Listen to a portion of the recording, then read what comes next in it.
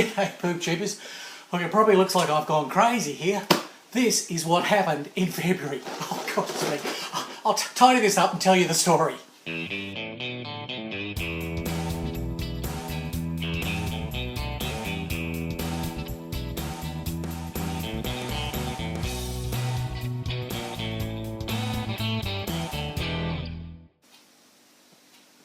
Oh, g'day.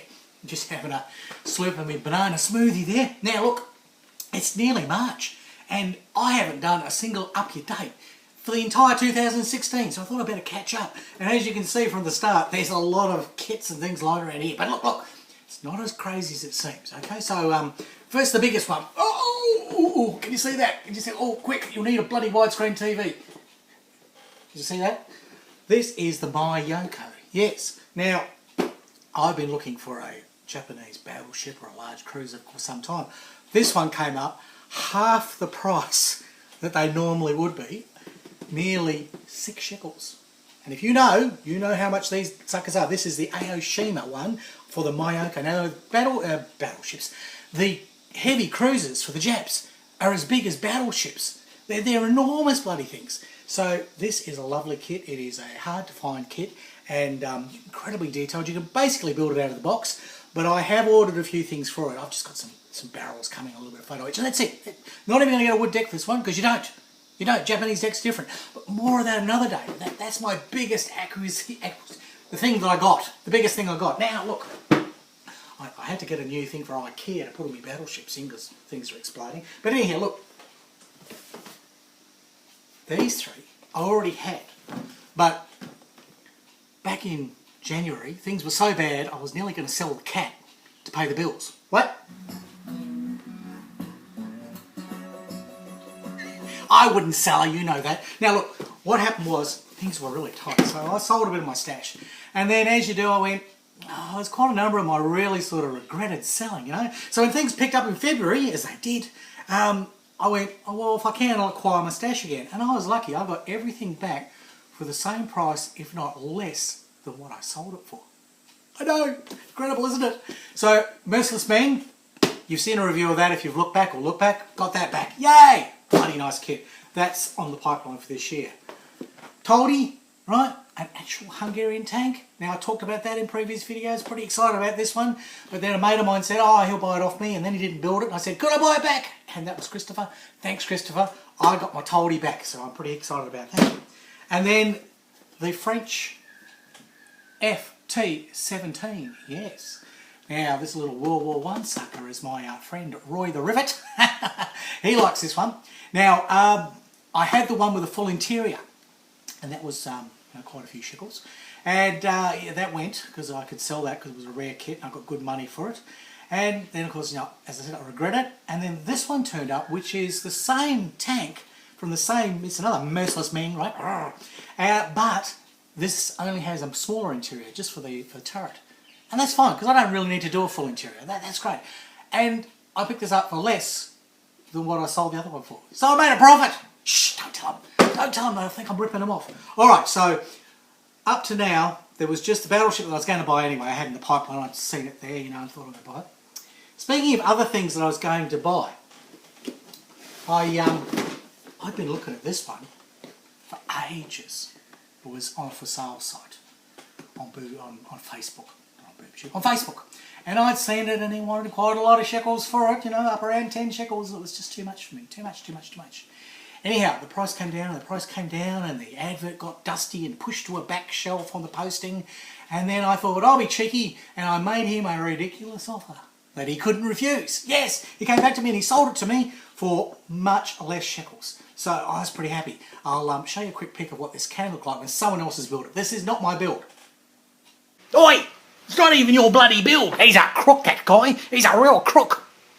Yes, I know it's not my build. Stop complaining. Okay, so I picked up that one. I'm not even going to pronounce it. Neuen Baron Fuzzen Zergen.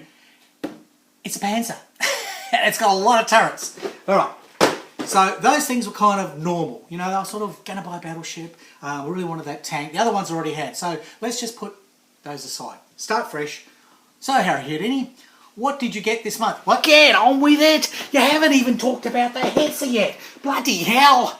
Yes, I know. I'll get on with it. Right, well, if you've been following, you know that the faithful Fifi, the bloody Dornier Arrow, right?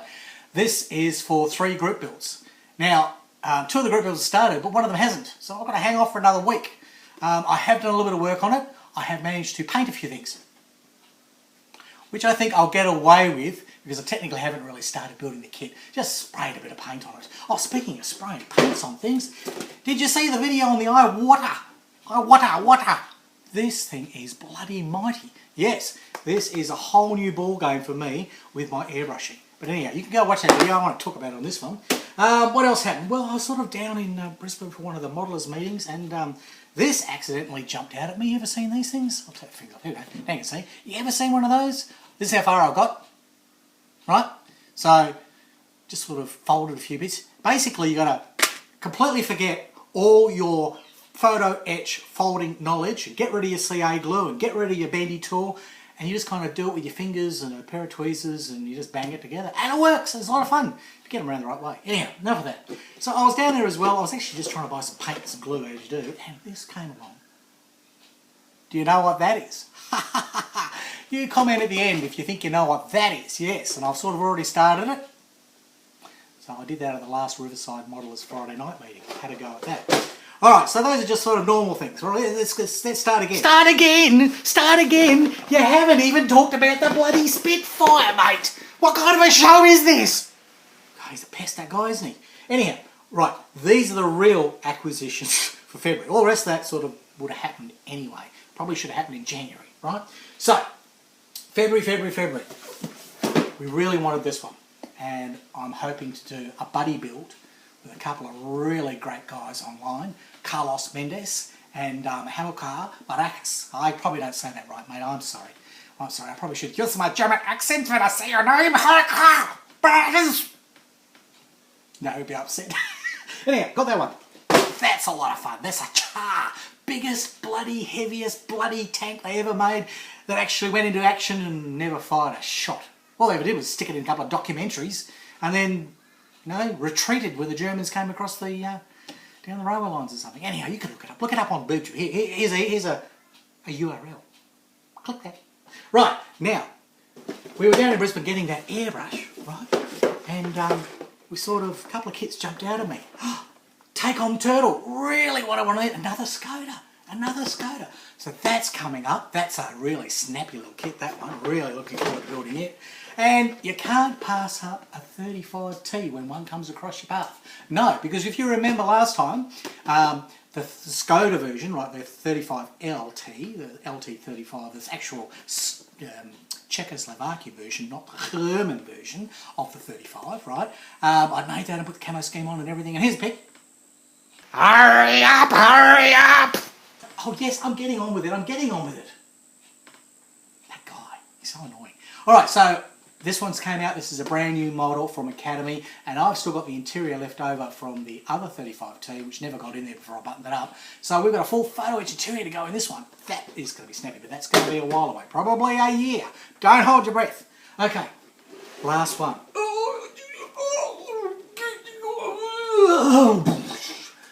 Well, look at that.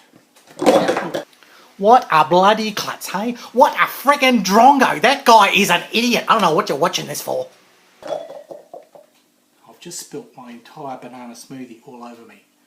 Yes, I know. Look, take a break. I've got to clean this bloody mess up. What a bloody mess. I had to clean it all up. What a klutz. I got it all over my bloody nice Hawaiian shirt I was wearing for you because, I'm trying to improve my standard dress after recent complaints of my naked ass being on the TV.